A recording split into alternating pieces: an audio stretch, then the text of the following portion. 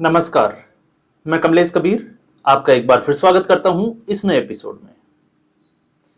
नरेंद्र मोदी इस वक्त इजराइल के दौरे पर है और जब इजराइल के दौरे पर है तो आप समझ सकते हैं इजराइल और भारत की दोस्ती इस वक्त किस लेवल तक है। पहले एपिसोड में हम चर्चा कर रहे थे आयरन डोम को लेकर, कुछ डील जो है उसकी होने की संभावनाएं हैं और उसकी खबर भी जो है वो आ चुकी है। फाइनल जो है वो लिस्ट आना तैयार है कि प्रधानमंत्री नरेंद्र मोदी के जो दौरा था उसमें जो द्विपक्षीय वार्ता हुई उसमें क्या चीजें निकल कर आई। भारत को, या हम कहें कि भारत के सम्मान में प्रधानमंत्री नरेंद्र मोदी को इजराइल के द्वारा सर्वोच्च सम्मान दिया गया। इससे पहले भी आपने देखा 25 से 26 देश ऐसे थे जो अपना सर्वोच्च सम्मान नरेंद्र मोदी को दे चुके थे। अब ऐसी स्थिति में जहां एक तरफ नरेंद्र मोदी की लोकप्रियता हम कह सकते हैं विदेशों में जो कोई कल्पना भी नहीं कर सकता था, उस हद तक जो है वो इस वक्त चल रही है, और दूसरी तरफ हम बात करेंगे घर की, तो इस वक्त नरेंद्र मोदी हो या भारतीय जनता पार्टी हो, कुछ मामलों में गिरती हुई दिखाई देती है।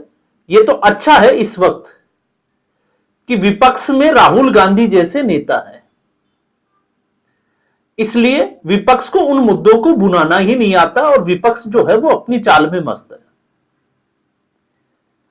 अब इस वक्त एआई समिट और एआई समिट को लेकर अलग अलग राज्यों में छापेमारी चल रही है और कांग्रेस पार्टी के कई कार्यकर्ता और नेताओं को गिरफ्तार किया जा चुका है। तो मीडिया में इस वक्त जो मुद्दा बना हुआ है वो एआई समिट का बना हुआ है, लेकिन साथ में आज केंद्र सरकार को, या मैं तो कहूंगा कि एनसीईआरटी को लेकर एक बड़ी फटकार जो है वो सुप्रीम कोर्ट के द्वारा लगाई गई। तुषार मेहता सॉलिसिटर जनरल जो कि अदालत में पेश हुए, बिना शर्त के उन्होंने माफी मांगी, बावजूद इसके सुप्रीम कोर्ट ने कोई भी राहत देने से इनकार कर दिया। कल भी हमने बात की थी और आज हम उससे थोड़ा आगे चलकर, क्योंकि न्यायपालिका में भ्रष्टाचार किस हद तक है सबको पता है, लेकिन न्यायपालिका, कार्यपालिका और विधायिका संविधान के तीन आधारभूत स्तंभ, तीनों अपने अपने तरीके से, एक तरीके से हम कह सकते हैं कि स्वायत्त संस्थाएं। तो इस वक्त स्थिति यह थी कि जब से सूर्यकांत साहब सीजीआई बने हैं उसके बाद, या मैं कहूंगा कि पिछले कुछ समय से एक के बाद एक इस तरीके के फैसले लिए गए जो भारत के हित में दिखाई देते हैं, केंद्र सरकार के हित में दिखाई देते हैं।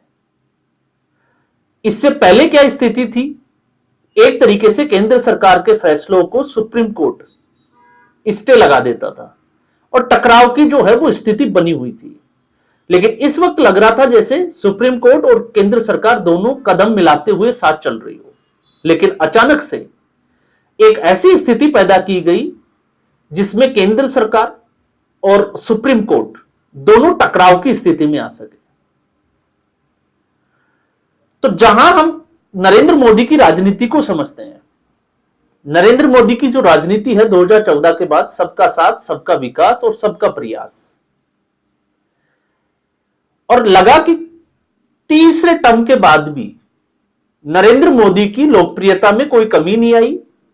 लोग जो है वो जुड़े हुए हैं और आज भी हम कह सकते हैं जुड़े हुए हैं, लेकिन फिर भी एक प्रयास किया गया कि इसको किसी भी तरीके से डेंट पहुंचाया जाए।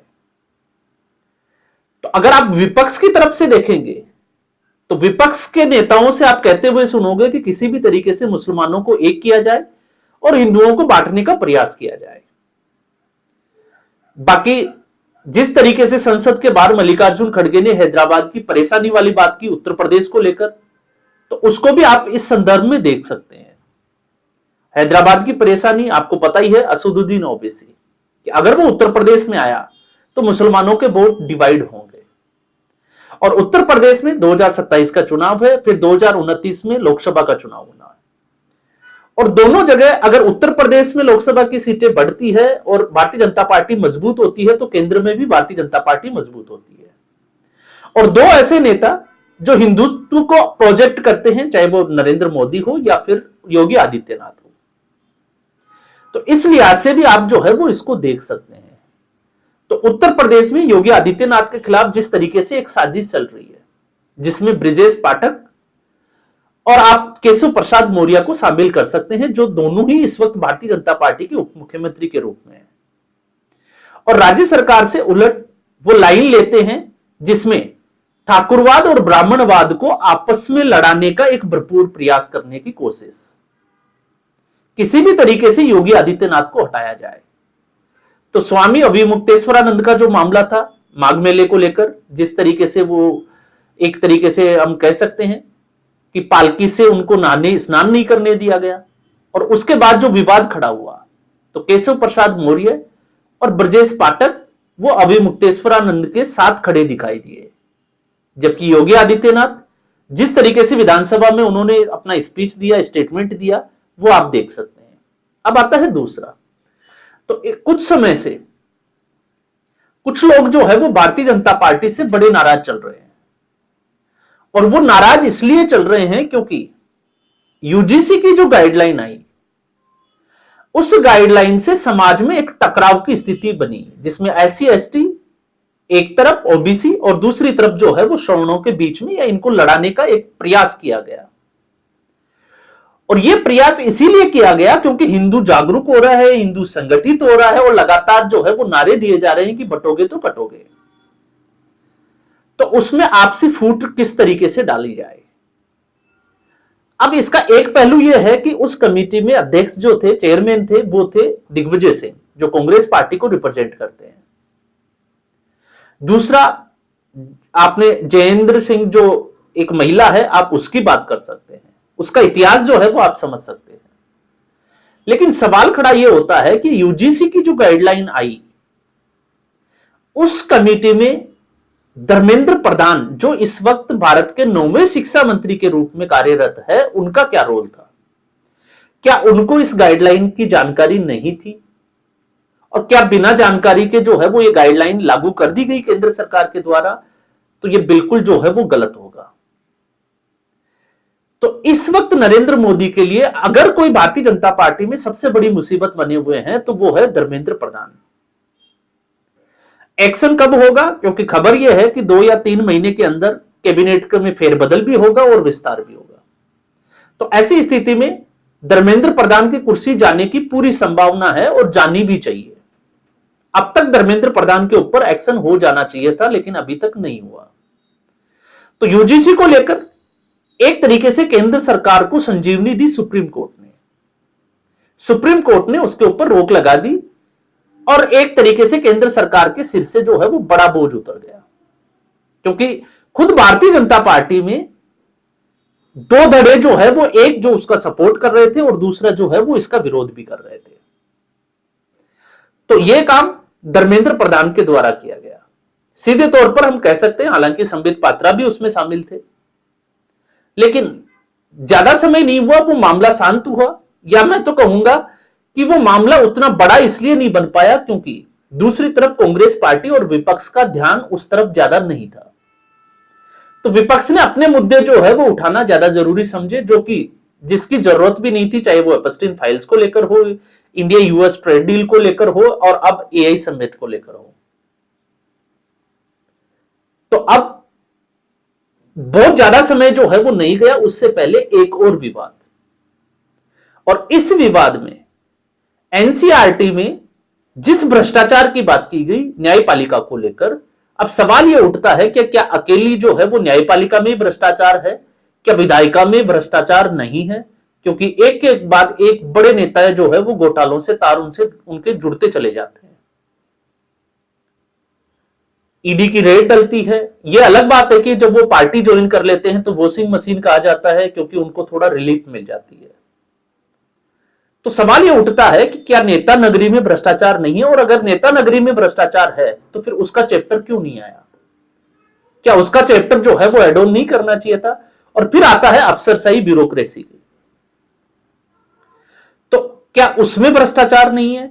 यह भी एक जो है वो सोचने वाली बात है। तो फिर अकेली न्यायपालिका ही टारगेट पर क्यों?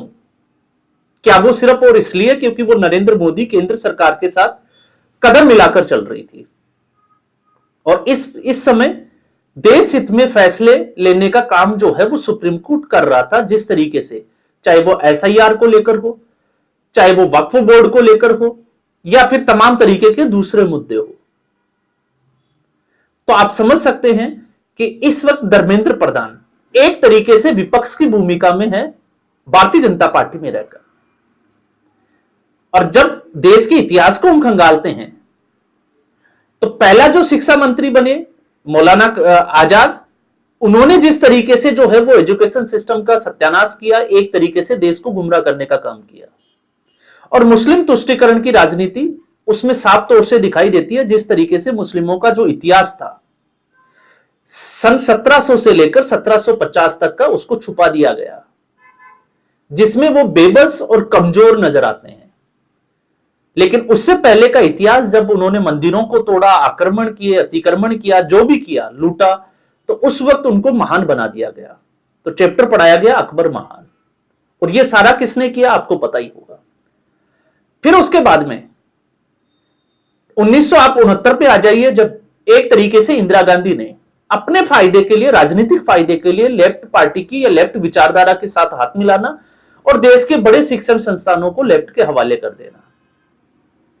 तो लेफ्ट को जब लेफ्ट के हवाले किया तो धीरे धीरे यही एक वक्त था जब लेफ्ट के सहारे, या हम कहें कि उकसावे में आकर नक्सलवाद जो है वो 200 जिलों तक बढ़ गया, और साथ में जेएनयू जैसे संस्थानों में एक तरीके से सत्ता के विरोध के चैप्टर पढ़ाए जाने लगे।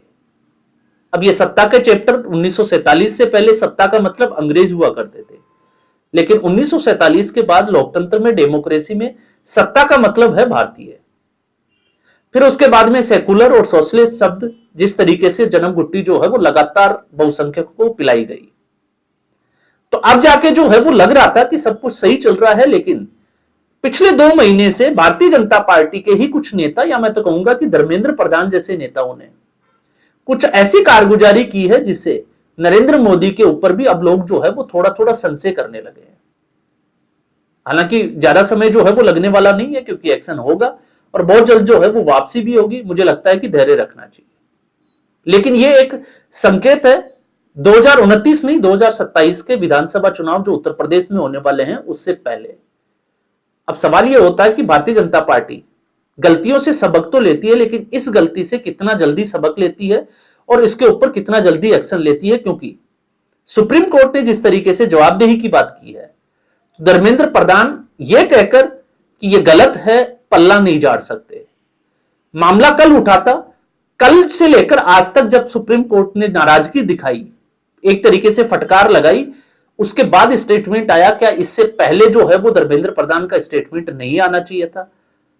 और जब धर्मेंद्र प्रधान ये कहते हैं कि उनका उद्देश्य जो है वो इस तरीके का नहीं था, इसका मतलब धर्मेंद्र प्रधान के संज्ञान में ये सारी बातें पहले से ही मौजूद थी। तो फिर धर्मेंद्र प्रधान भारतीय जनता पार्टी में कैसे है, और वो भी बड़े लंबे समय से? तो उसके पीछे की कहानी आप समझ सकते हैं। उड़ीसा से आते हैं और वहां पर जो है वो कुछ माइनिंग का है। तो आप समझ सकते हैं कि भारतीय जनता पार्टी के लिए चंदा जो है वो जरूर उगाते होंगे। तो एक तरीके से इसका प्रभाव जो है वो देखा जा सकता है। तो आज के एपिसोड में बस इतना ही। उम्मीद करूंगा वीडियो एपिसोड आपको पसंद आया होगा। वीडियो को लाइक करें, शेयर करें, चैनल जरूर सब्सक्राइब करें। धन्यवाद।